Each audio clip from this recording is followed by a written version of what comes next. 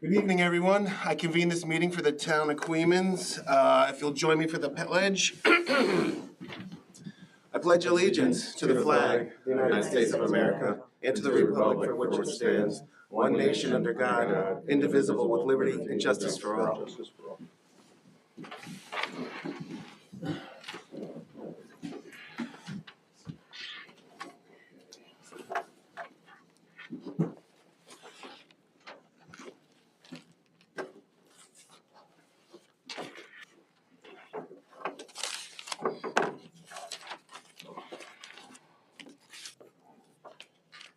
All right, we have a few announcements tonight.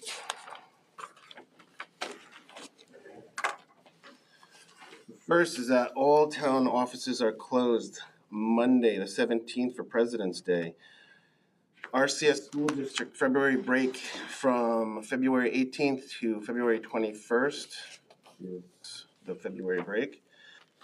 Cheer Yoga at RCS Community Library from February 19th at 10:30 a.m. to 11:15.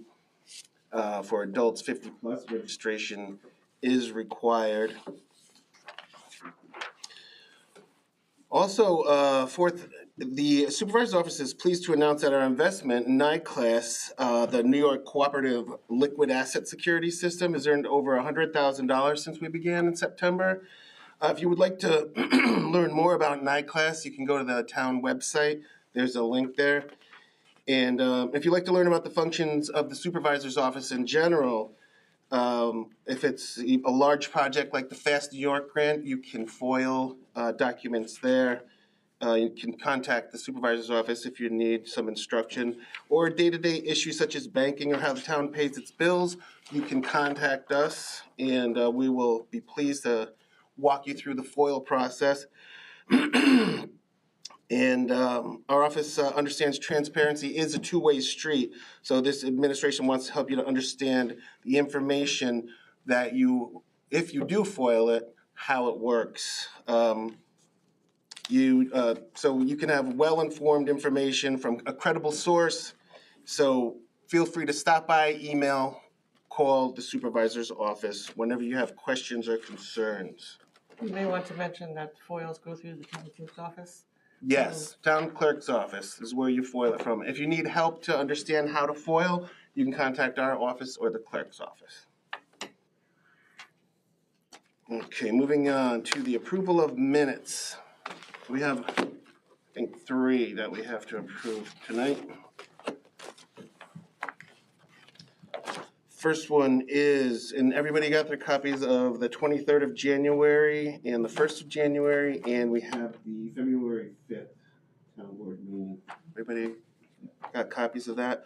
So I make a motion to approve January 23rd town board minutes. I'll second that. Second by Bruno.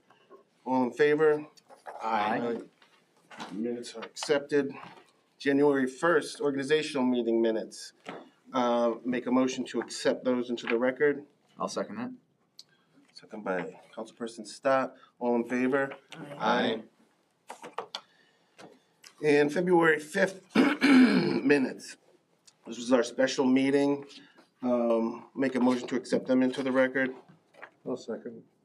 Second by Mr. Hotailing. All in favor? Aye. And that moves us right along to, old business. So, actually, where are they? We have 2 checks for the fire districts. Is Dominic Bruno's not here?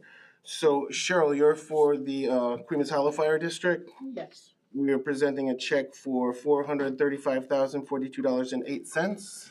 Would you like to come accept those? I would. There you go.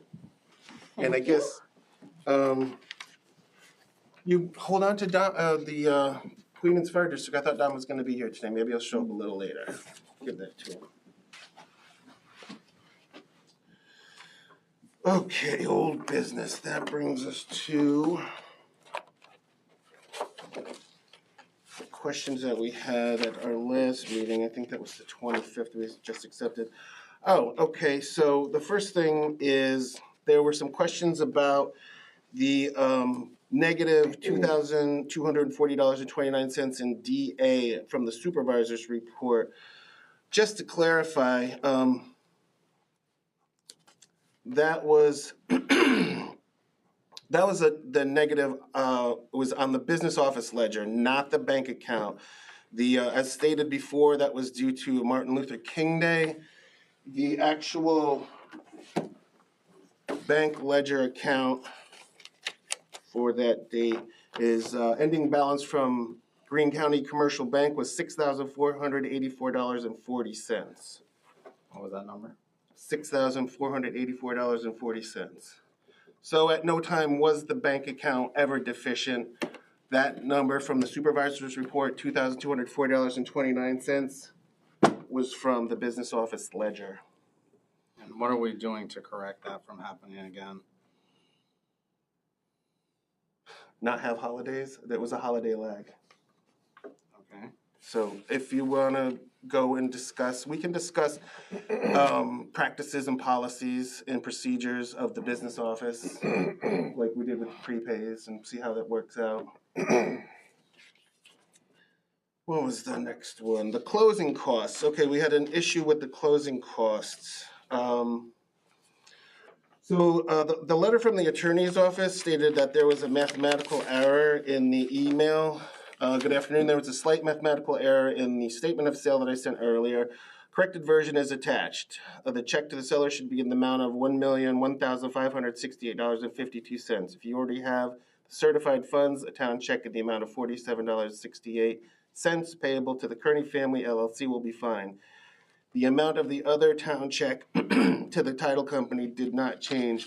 These were the documents that I did not recognize at the end of the last meeting and that I do now recognize. That was closing day, and the business office manager and I were literally passing each other in the front door while I was going to the closing at our town attorney's office. And I had authorized her to date and stamp these so that we could take the handwritten checks to the closing. So this was the voucher that you did not sign. This is the one that was rubber stamped? Correct. My signature stamp that is used with approval to appropriate offices was used, and that appropriate office was our business office.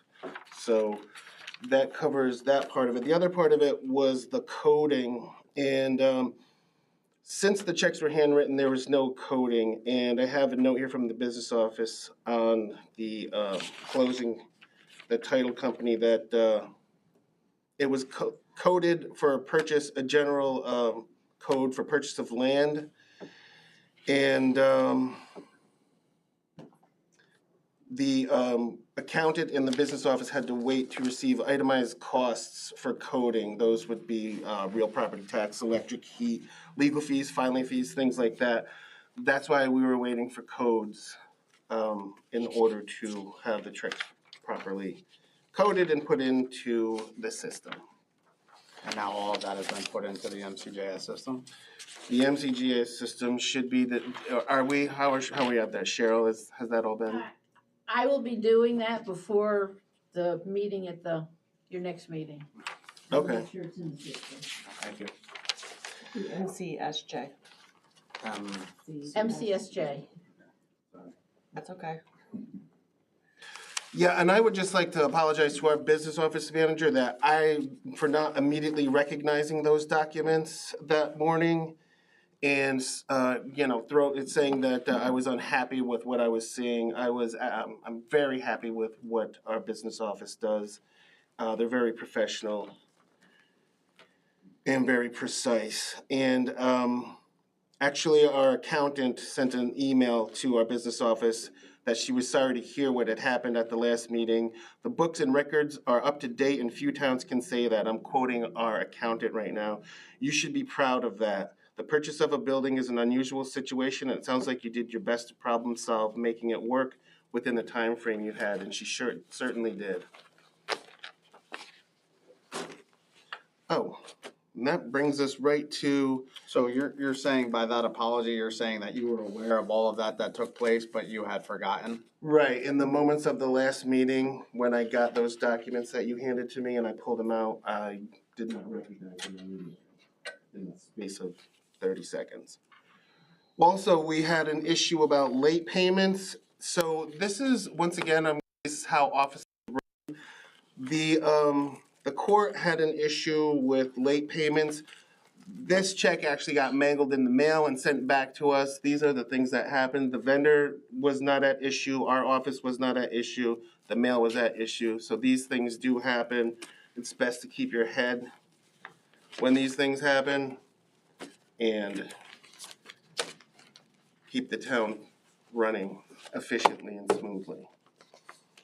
That takes care of old business. I was going to I guess we'll just wait for the MJ and the merge. And just, does anyone have any new business? I don't. Ron?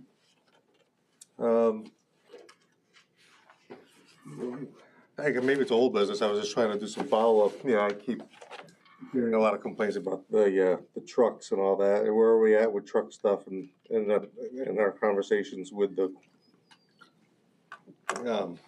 local businesses regarding truck traffic? Have you had any meetings regarding that? Yes, thank you. That's the perfect segue. New business. So I'm part of the Transportation Policy Council on Wolf Road in Albany, and we just had a meeting. And a bit informally afterwards, I asked, both executive directors were there, and I had a question about, we started talking about dedicated throughway exits and the feasibility of that. I really wanted to know from their experience. And Sandy Miskowitz, the executive director, said, yeah, you know, sometimes that happens. And I asked about the Albany Airport exit because when I came back here, it's one of the first things that I read, and I thought, wow, they finally got that exit. When I mentioned it to her, she said the better part of her 30-year career had been to get that exit put in for the Albany Airport. So the other agencies that I talked to in New York State about a dedicated throughway exit, the quotes that I get from them are basically good luck or that's a very heavy lift. So the discussions that I've been having with Holsom and Heidelberg and the town attorney are making progress. And what we're looking at is to find not a perfect solution, but a solution so that we can move forward for this issue that's been going on for decades. So we are moving forward to that. We did have a conversation last week, and I think we made some good progress. And I will update you some more when we have our next steps. We're in the process of generating another meeting. When is the meeting? This all just happened last week, so we're working on communications right now and next steps. Okay, thank you. And that's new business, and that takes us to. The other thing I saw was an Any email more today discussion? from the clerk, was about the Code Red. Are we still continuing with Code Red? My understanding is we haven't, decided as a board. Is that a service that we're continuing, Code Red? It's in the 2025 budget. All right, I just want to make sure. Also, our contract expires at the end of this year, so we could look into that. I'm very curious myself. It's a good conversation we can have. No, I just want to make sure that we're continuing with it, so. Okay. Where are we with YouTube versus Vimeo? YouTube, my secretary has a meeting on Tuesday to transfer the Vimeo to YouTube. That's gonna happen Tuesday. That's what, yeah, I was told. And we're gonna use the same equipment, nothing's gonna change with that, we'll just use a different vendor essentially to broadcast them? Yeah. Okay. And is that meeting gonna be like with TVI or who is this meeting with? I think he's talking to Edmonds to come down, and it could be TVI. He wasn't specific on the details. But And do we know when our subscription with Vimeo is going to expire? I think on the credit card.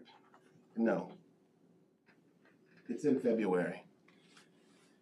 So for our next meeting, it will be YouTube, which is, is it the 26th? It's the 27th. I knew we were supposed to have a meeting tonight regarding NY Fast, and that was put off. Do we have another meeting date set for that? And why was it put off, and for another month? Empire State Possible. Development didn't feel comfortable doing it in February. They wanted Okay. a little bit more time, and we all got those emails. They want 13th of March March? 13th Okay. is where we're Is shooting for. that for sure we're doing March 13th? Yeah. There's still circulating emails kind of asking for questions that we might have for them, no matter how basic or broad, just to sort of get an idea. I think, Rich, you responded to them by saying, was it Dave Whipple who had a list sort of at the bottom? I think, Linda, you also said, yeah, there's a good list. We had sort of a category, a list of topics. And I thought that those were good topics to start with. To the extent we have more specific questions, I think they would welcome having those ahead of time, just so that they can.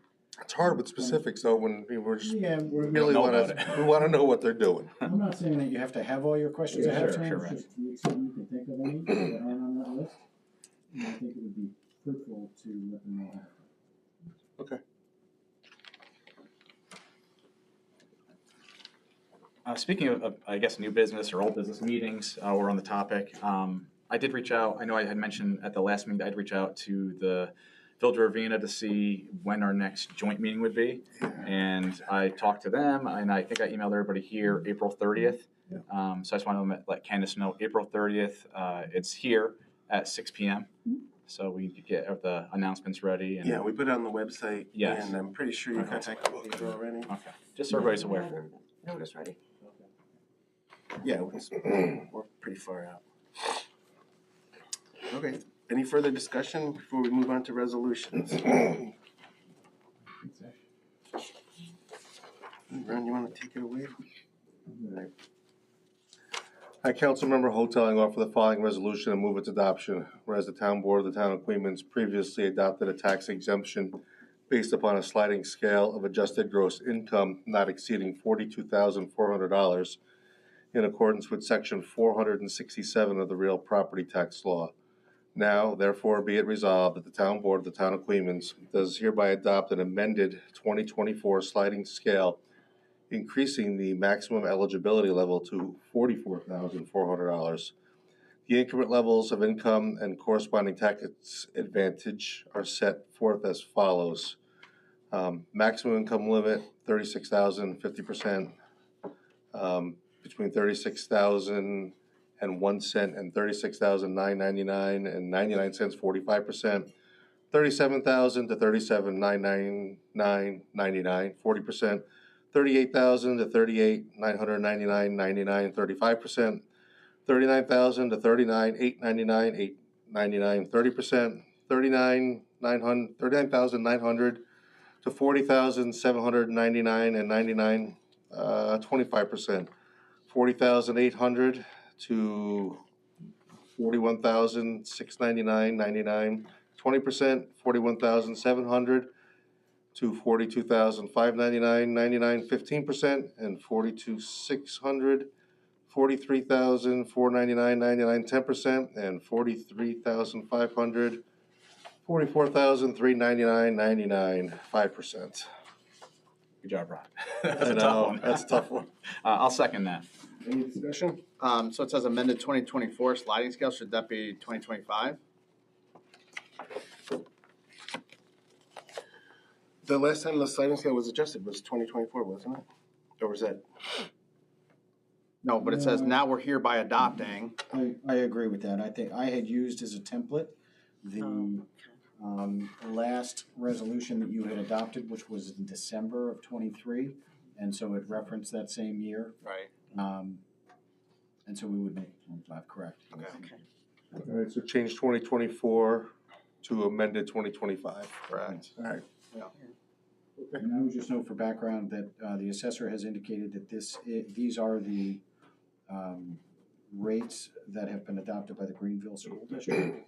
RCS has determined not to adopt these rates. She also indicated that the county goes up to 58,400, which is significantly higher. She did not think that it was appropriate to go that high. So that's how she said it.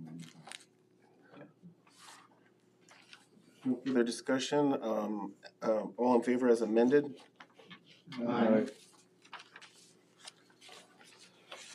So, Mike, before you get into Yeah. reading MJ and LaBerge, we probably should have a discussion about where we're at with it.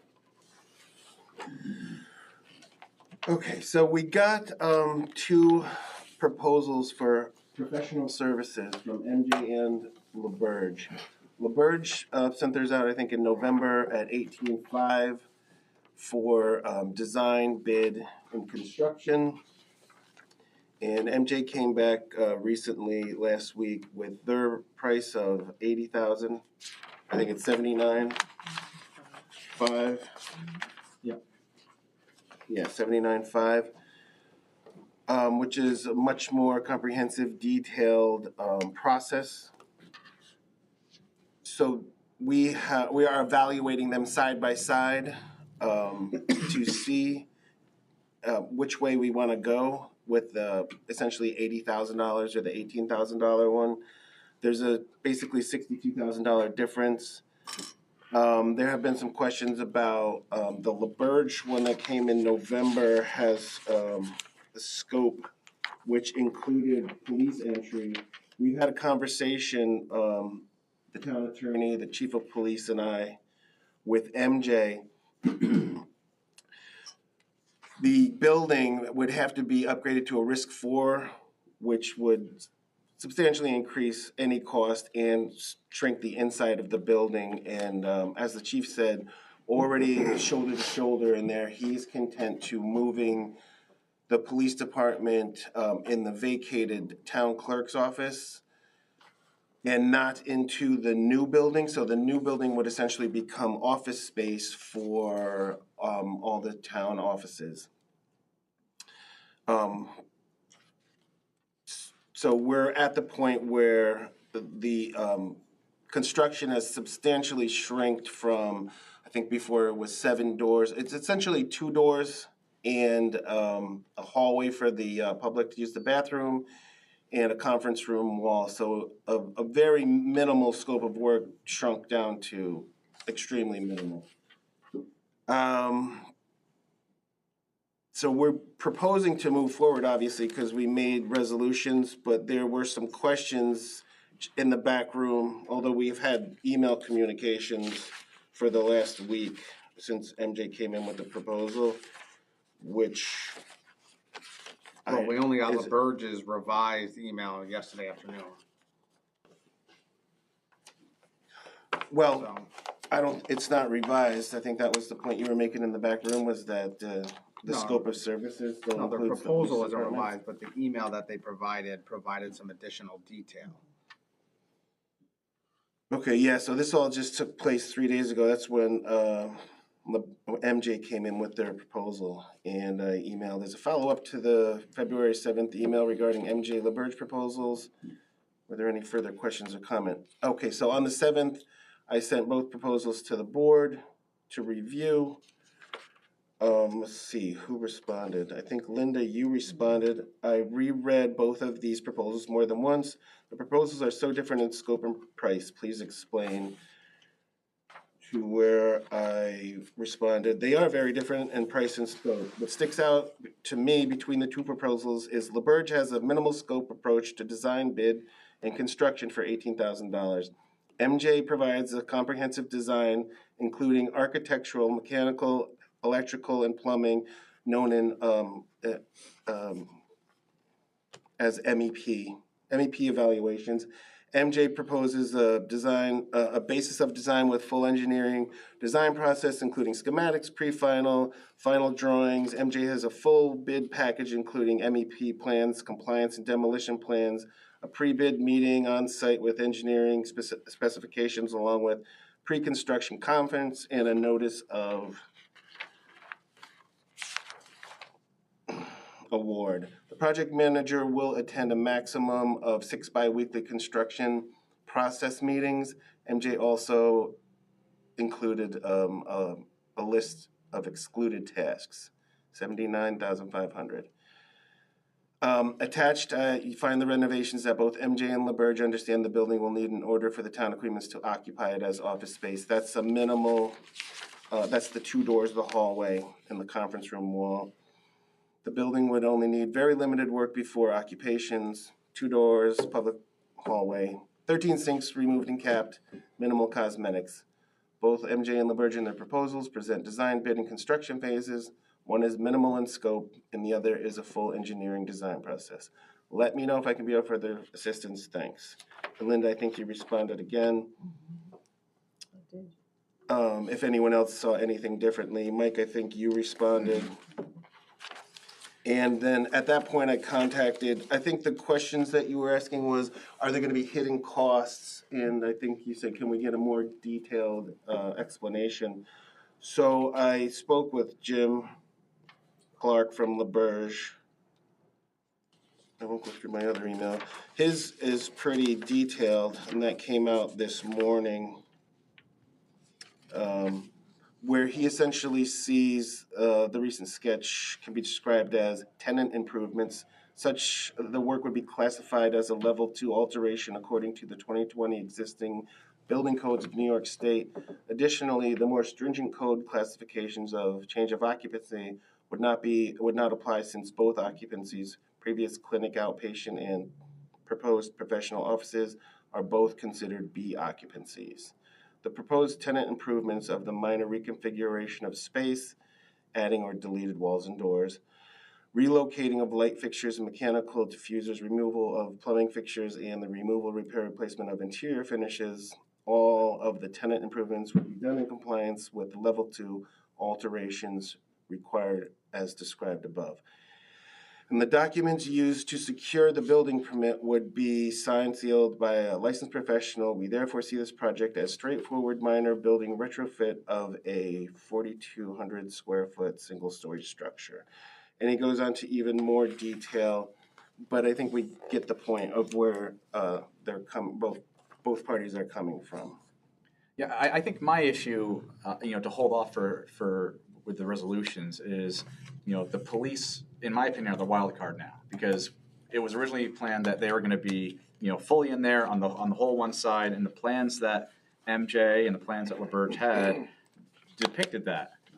However, now the chief is saying, well, maybe they won't be in the actual new building. They'll use one of the outbuildings and retrofit those for the police and the court, which is fine if he thinks that's the best option. But in my opinion, until LaBerge and MJ hear that, until they sort of give us an idea of like, A, is that feasible? And B, roughly how much would that cost? Because for all we know, those could be on 3 inches of concrete and we can't use them at all. So that was my only issue with going through with these now would be, if Mr. Tryon wants that, that's fine. But I think we need to get more information on, is that feasible? And roughly, how much is that going to add to the retrofit?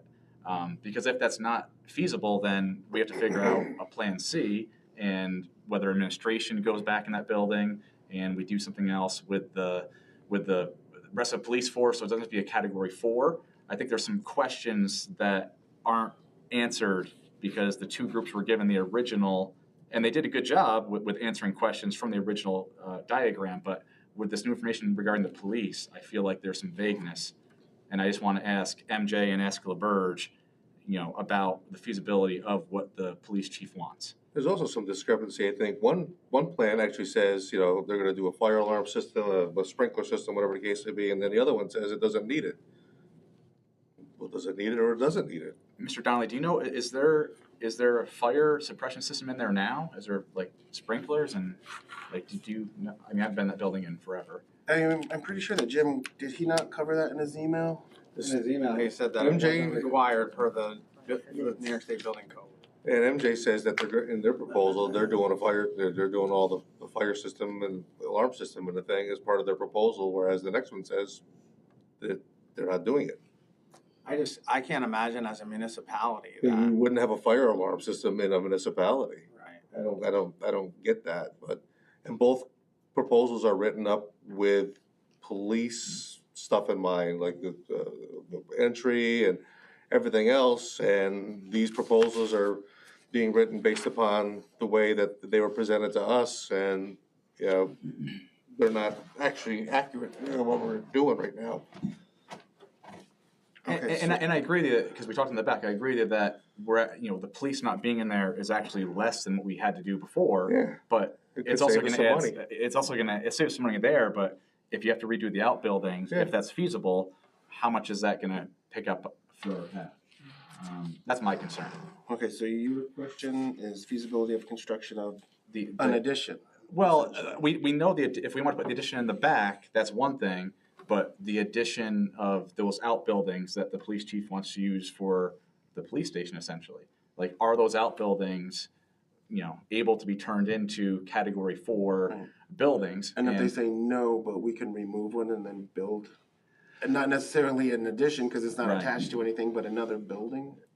And I'd be okay with that. I mean, I'd be okay with that, but again, give me a price. How big is the building? Because we know we know from our original plans, a 30 by 70 addition on the back is 2.1 million. So does the police chief need a 30 by 70? Is it also going to host, you know, part of that building going to host a town hall and a court?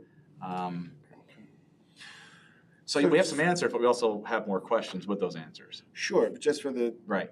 sake of discussion. And I can put, I can put that in email tomorrow as well. It's no big deal. Right, and like, we can absolutely, you know, ask these questions before we do a resolution. Just to clarify, can the, Outbuildings. no, Oh. well, I know what you're asking. Oh, okay. I'm asking, are you comfortable with minimal construction being done inside of a building while they get numbers for an addition? Or it can't be called an addition anymore, because as Ron pointed out before, if the police or court touches the building that Right. we're going into, Right. the entire building's probably going to need to be risk 4. So there would have to be space in between it, maybe even a sidewalk. But if the buildings that exist can't be, you know, retrofitted for a risk 1, but they said we can remove that and build a risk 4 building, which is suitable for police. Is that possible to actually put the 2 doors in as these numbers are coming in? Well, my thing, I would say, I would like to know if that's not an option, if those outbuildings cannot be turned into category 4, and we have to then discuss, well, can we just put brand new buildings where those outbuildings are, versus putting, you know, versus, I guess, 2 options. One, putting the addition on the backside like we were going to think about originally, or do we rethink? But we're also realizing it can't be touching the building, because that's going to trigger. True. Or do you just put like can administration just go in and not the actual police force? Well, the chief has already made his position clear, and this is why I actually agree that we should hold off on this, so that when we have this discussion next, Yeah. the department heads are here and they can, you know, we can hear what they have to say. That'd be about it. valuable. Yeah. Yeah, I absolutely think so. But I just want to make sure that when I contact MJ and LaBerge tomorrow, I have the questions clear. So you want to know the feasibility of construction of whatever, a building, not an addition. Yeah. Can they be retrofitted into category 4? And if not, And the price. yeah. And Ron, you had a question about fire alarm. Yeah, do we need it, do we not need it? One proposal calls for it and the other one doesn't, so. Whether it's required by the code or not, you know, I think we I think we have- collaboratively have to decide what's in the best interest of the town hall and our investment.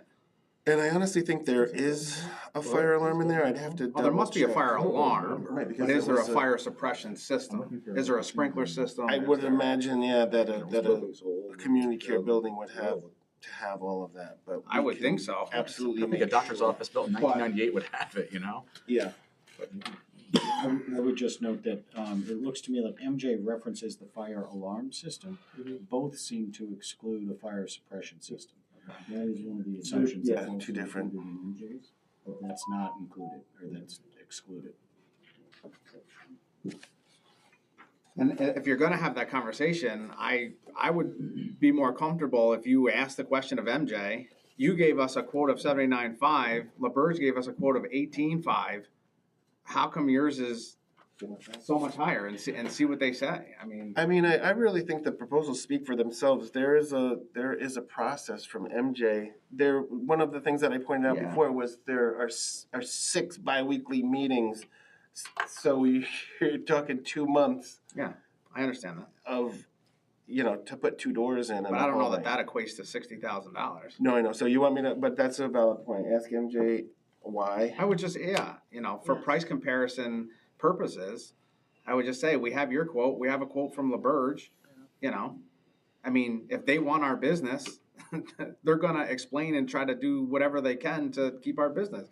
Otherwise, if this is indeed, and I don't know, because I'm not an engineer and I haven't asked the questions, but if these proposals are indeed apples to apples, minus the few things that we've talked about, like the 6 biweekly meetings and the fire system and everything else, like, if those items constitute $62,000, okay, we have our answer, and if it doesn't, then, we should have some other explanation, and if not, again, then we kind of know that,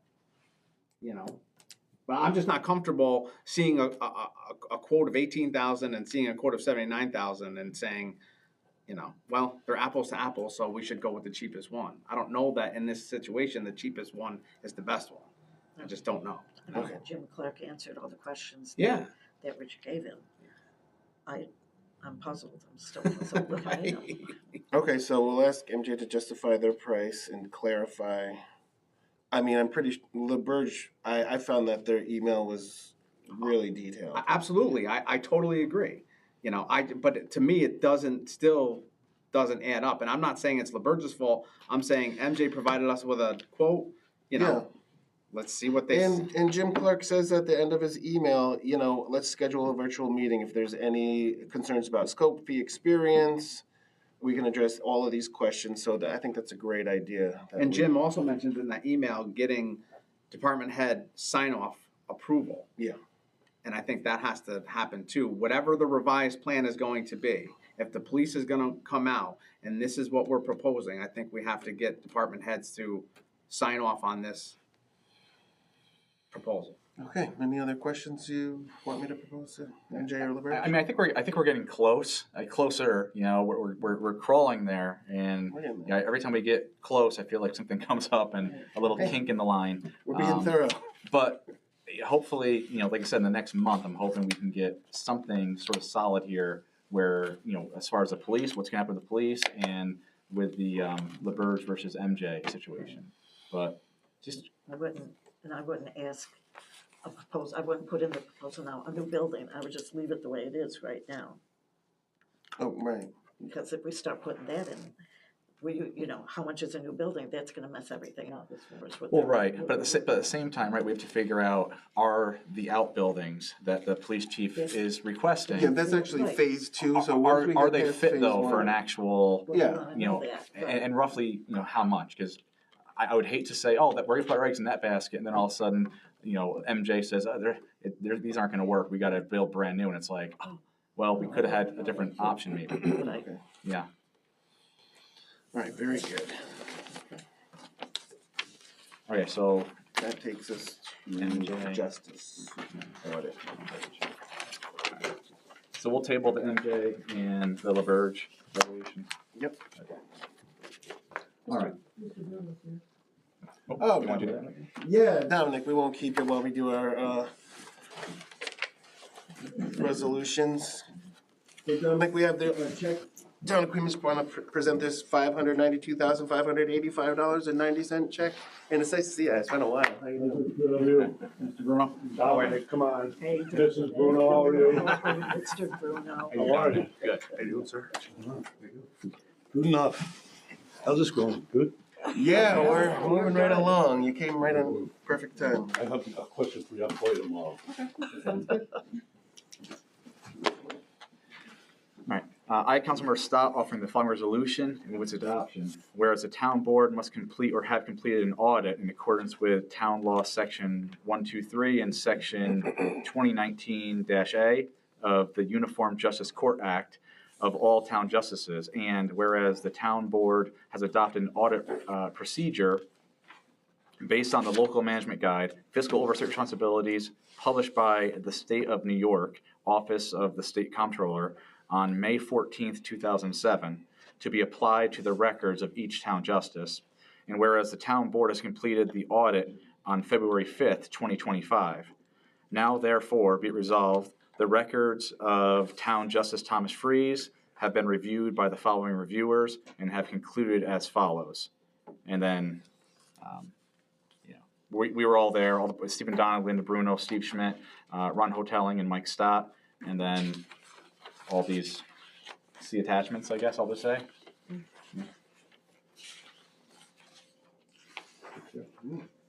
Any discussion? You need a second first. Yeah, I'll second that. Any discussion? All in favor of approving as presented? Aye. Resolution carries.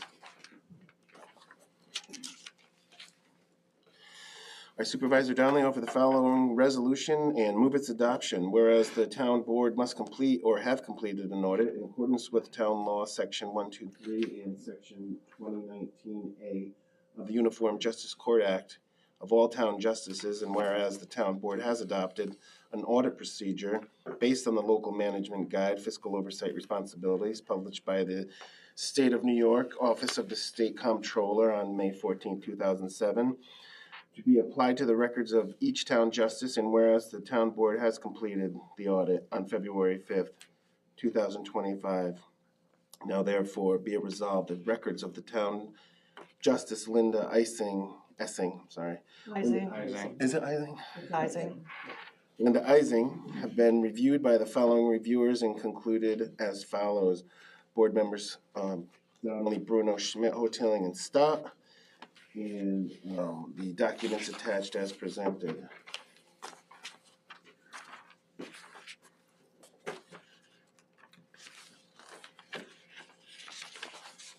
I'll second that motion. Any discussion? All in favor? Aye. Motion carries.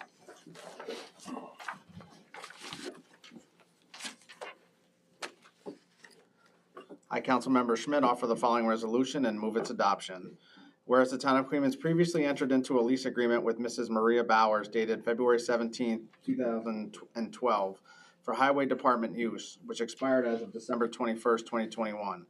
And whereas the town of Queens then entered into an addendum to extend lease agreement with Miss Maria Bowers dated December 30th, 2021, which addendum extended the lease agreement for an additional 2 years through December 31st, 2024, with the right to extend the lease agreement for 3 additional 2-year terms.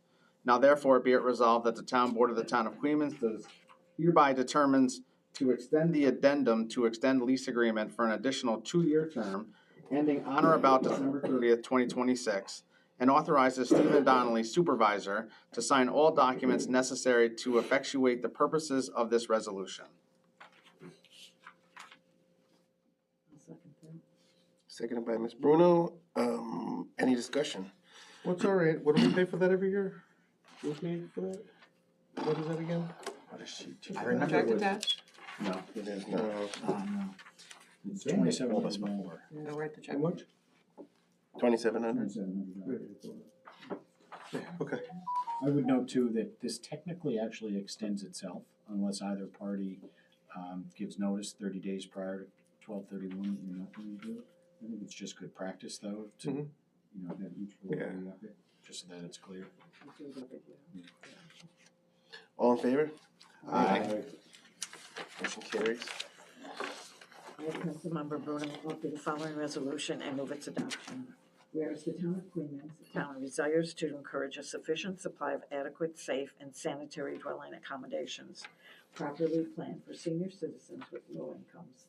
And whereas Civil Housing Development Fund Incorporated, a New York Private Housing Finance Law, Article 11, New York Private Housing Finance Law Corporation, and a New York not-for-profit corporation, the Housing Development Fund Company.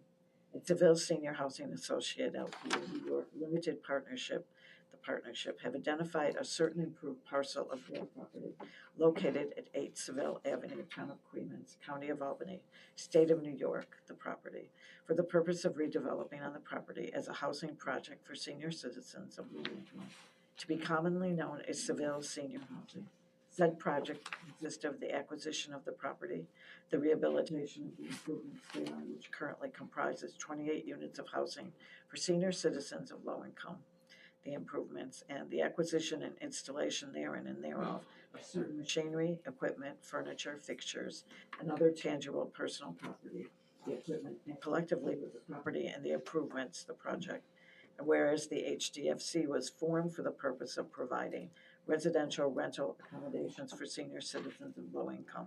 And whereas the HDFC has fee title to the property as nominee for the partnership and has or will convey its equitable and beneficial interests in the property to the partnership and furtherance of the development of the project. And whereas the HFDC's and the partnership's plan for use of the property continues a housing project as that term is defined in the private housing finance law of the state of New York, PHFL, and whereas the HDFC is a housing development fund company, as the term is defined in section 572, the PHFL, and section 577 of the PHFL authorizes the members of the town board to exempt the project from real property taxes.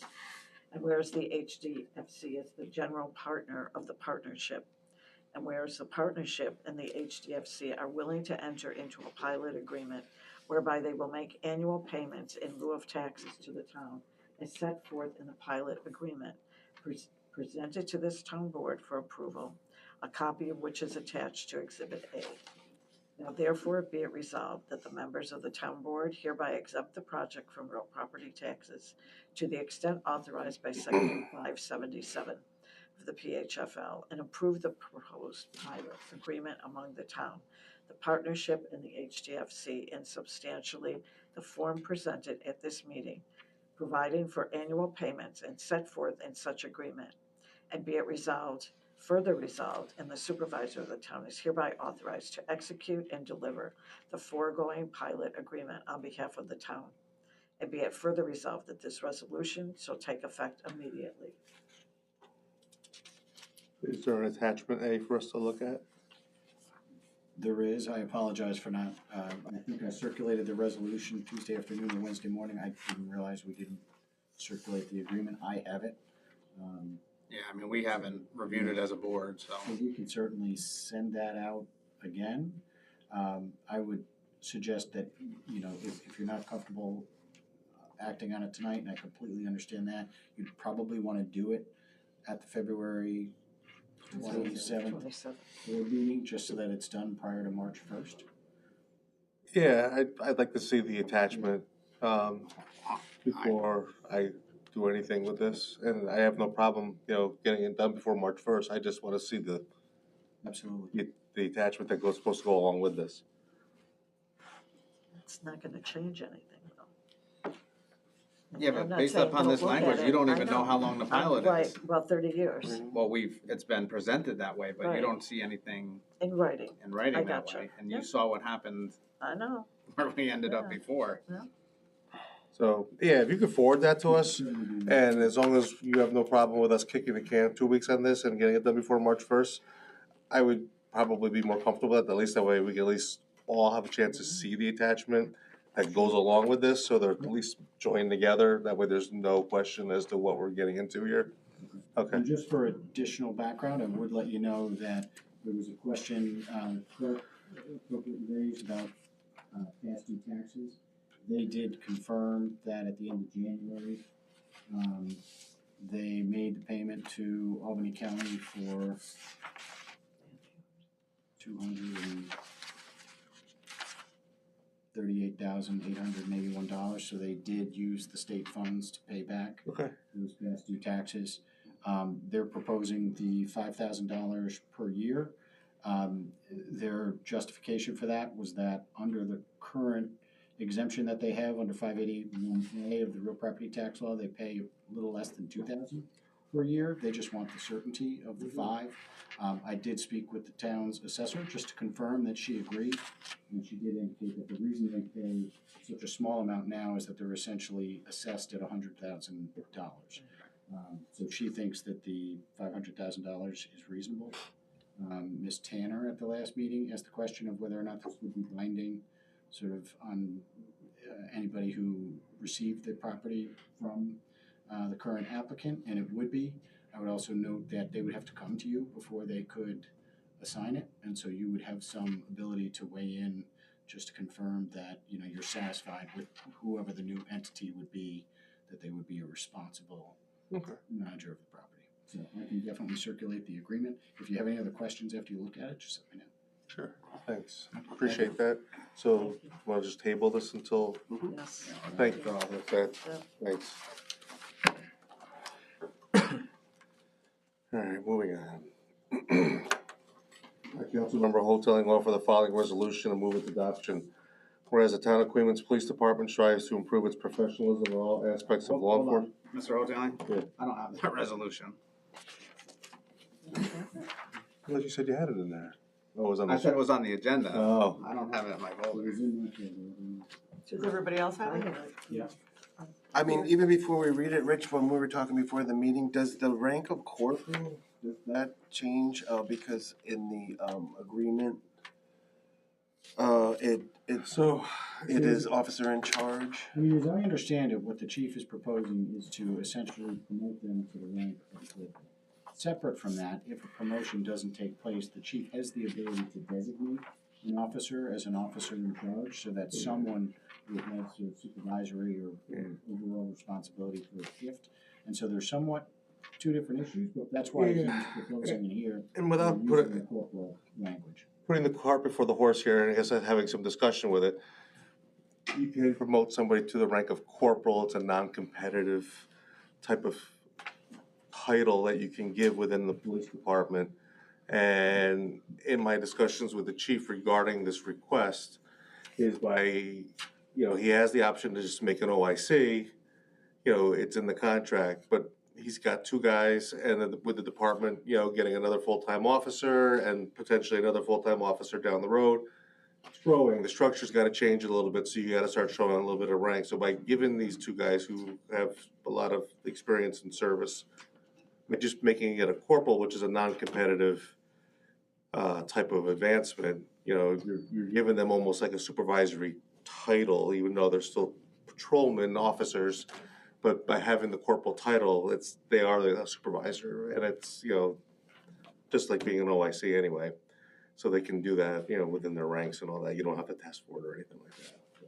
And also, Troy, I think the chief sent out an email today, just saying he wants to do it because, when only certain officers are on duty, instead of calling somebody in for overtime who is a ranking officer, essentially you give them a $1 raise, and it only happens when they're in that situation. It's not for for. So Oh, it is? So okay. So again, putting discussion before the resolution's coming out.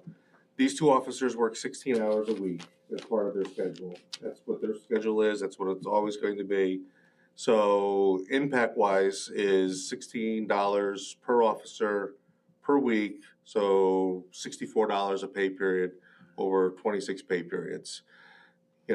This will free up them having to call out detectives, sergeants, the chief, where in a lot of those instances, you get a mandatory call out of 3 hours sometimes, and you're gonna pay somebody well over, 3 figures, $100 to $150, for, a supervisory call, where now is, for the $64 every 2 weeks to put these officers as an OIC and making them corporal. Ultimately, I think you're going to save in your overtime costs, which is a budgetary savings in the police department. And you're also creating some now, a little bit more professional structure within the department. So that's the reason why. So I can read it now if you want me to. No, yeah, so it's fine that it says rank of corporal, where in the agreement it doesn't mention, it just has officer in charge. That's Yes, fine, yeah, okay. He's promoting them to a new position. Okay. I offer the following resolution and move its adoption. Whereas the Town of Queens Police Department strives to improve its professionalism in all aspects of law enforcement, including the appointment of experienced and seasoned officers assuming the rank of corporal to assist in the day-to-day operations of the police department, and whereas the appointment of certain police officers to the rank of corporal will provide consistent guidance and counsel to younger, less experienced officers and help to evenly distribute the administrative workload created by the increased activity within the department. Whereas such appointments will not create any significant impact on the personnel budget line, but will provide uniformity and consistent service delivery for the community. Now therefore be it resolved that the town board of the town of Queens has hereby authorized the appointments of Michael Veeder and Jeffrey Weir to the rank of corporal within the town of Queens Police Department and to be designated as officer in charge at the rate of an additional $1 per hour above their current hourly wage. I'll second that. Any further discussion? All in favor? Aye.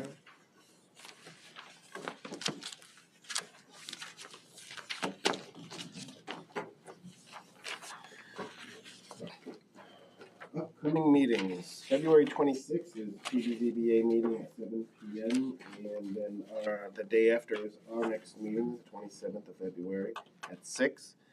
And then the PBZBA's next one in March is the 10th. We also have a workshop on the 25th. Correct. We do have a workshop. Workshop February 25th, 2025 here, 6 o'clock. 6 o'clock. I will not be at the February 27th meeting. Sorry. Oh, okay. And the board was okay that I won't be here on the 25th for the workshop? Yeah, we're fine. Yeah.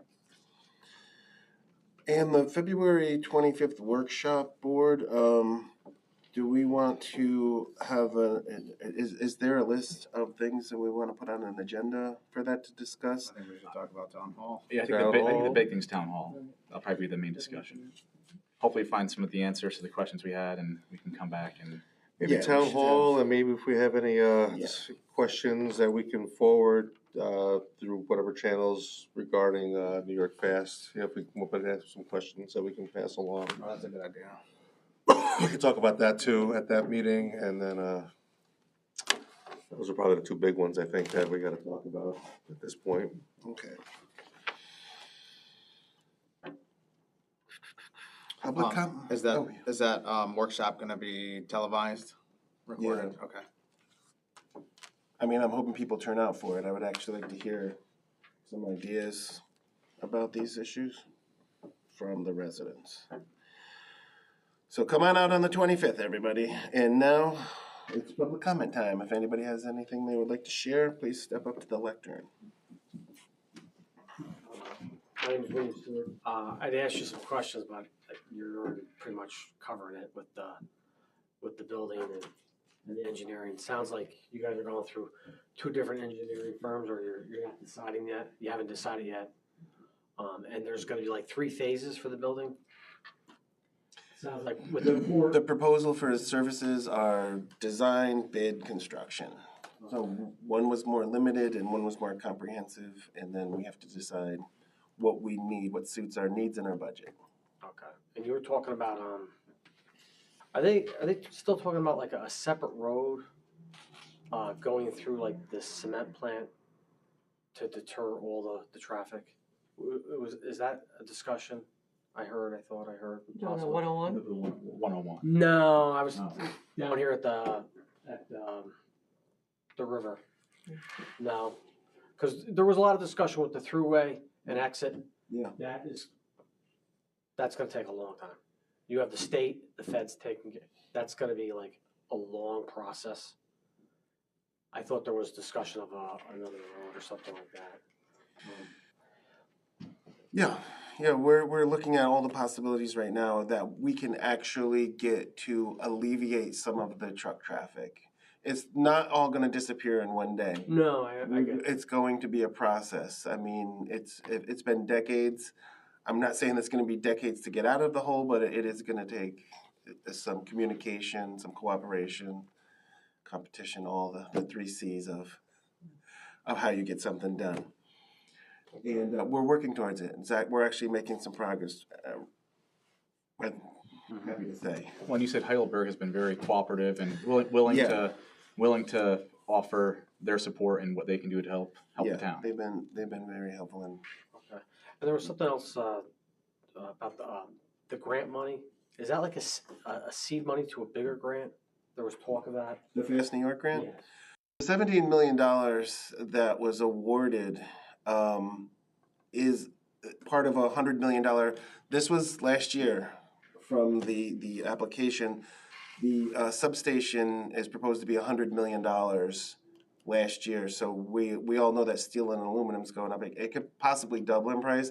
There are a lot of there's a lot of legal questions coming out of the office that we need to answer. These are part of the questions that we're going to have on March 13th. You're going to want to be here for that one, I guess. Okay. But the 17 million is just, it started out as to attract. Fast New York is attracting shovel-ready track sites. And that was geared towards offshore wind. Things obviously have changed. Offshore wind's falling apart, basically. So there's more questions about that. And we have to have that discussion with the ESD and Albany County executives and Albany County Alliance to see where we stand with it and how it affects the town. What are the ramifications? There's a lot of questions. Okay. And you were talking about, was it originally you were going to put the police station in the same facility? On 9W? Yeah.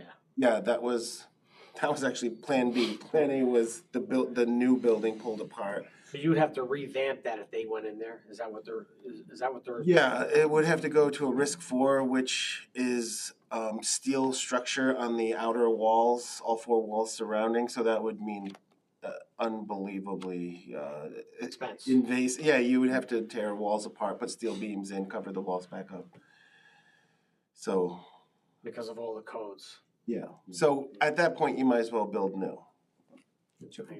Correct. I mean, another alternative, and this was one that the chief didn't seem to prefer, was that you would seek a variance, right, for that building code requirement. The presence of the police station causes it to become what's called an essential building, and that requires certain enhanced structural components. The building satisfies all of them except for some related to seismic activity. And so, what we had initially talked about was pursuing or considering some type of a variance process that would allow the town to not necessarily make that particular change. But the chief indicated at that time his preference would be to simply hold off, not sort of squeeze into a smaller space, maybe stay here, and then longer term move to a different facility. Yeah, I didn't even know you could do a variance of a building code.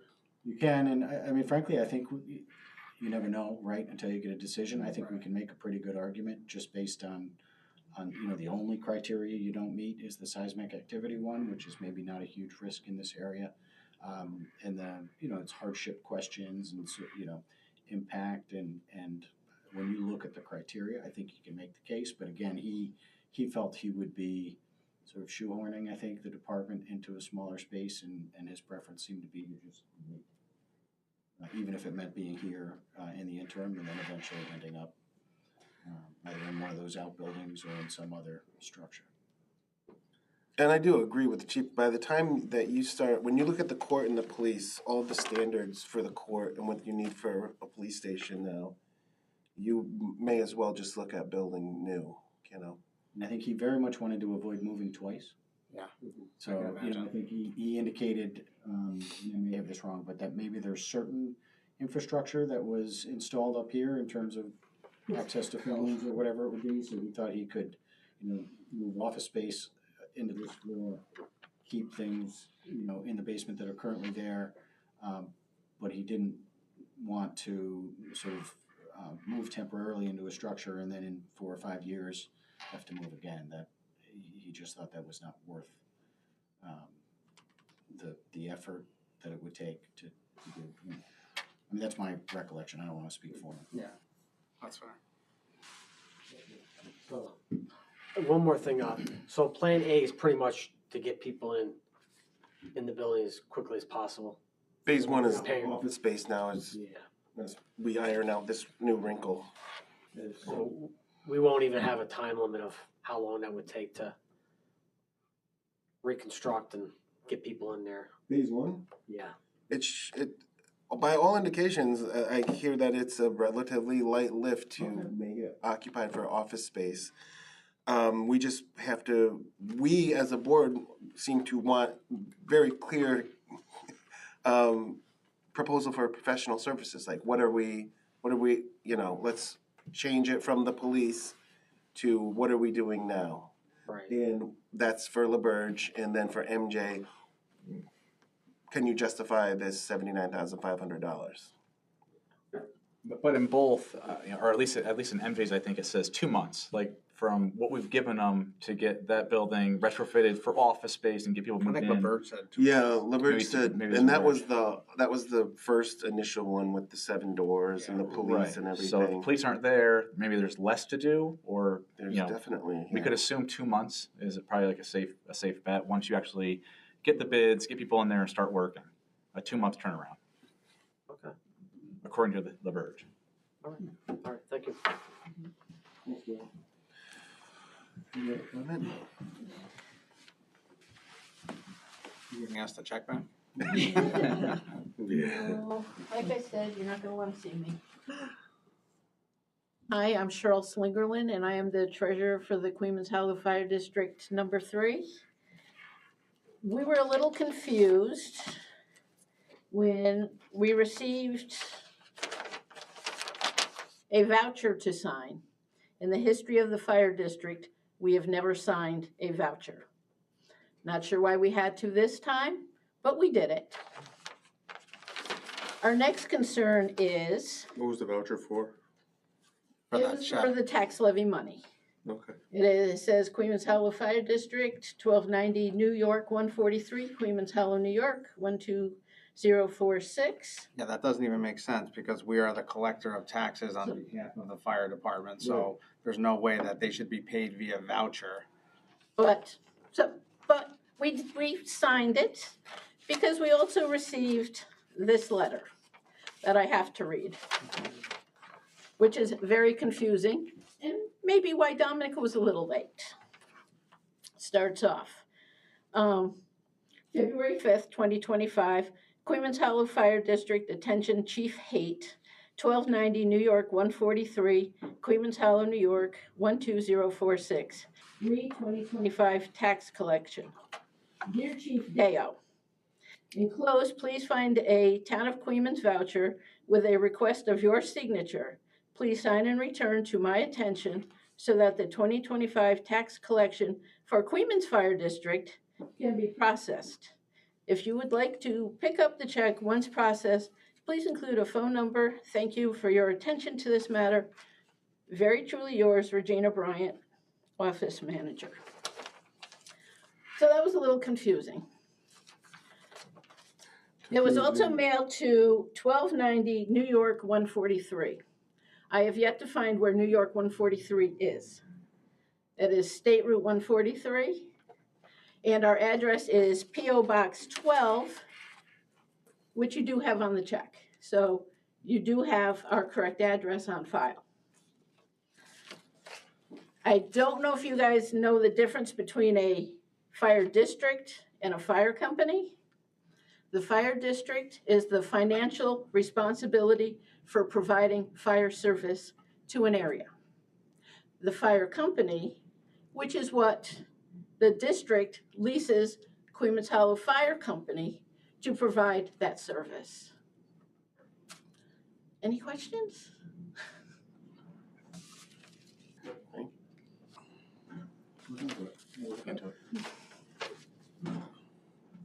Thank you. That voucher's got to go away because that's completely incorrect. Yes. Queens Fire received one that was also mailed to their fire station, and their P.O. box is also on file. Was there a letter directed to Chief Haight? I don't know. That says hate and Deo in the same letter. It does. It has And that both. references two different departments, right? Yes, and again, that was to a fire chief the fire chief is not a commissioner, just in case anyone wasn't clear about that. So, very confusing. Commissioners were like, what? And I said, don't worry, I know what it's all about, I can handle it, and I'll be at the town board meeting to help inform. All right, Thank you. thank you. Thank you for coming down Thank you. and having to deal with that. Any further public comment? Okay. With that, I make a motion to adjourn the meeting. I'll second that. All in favor? Aye.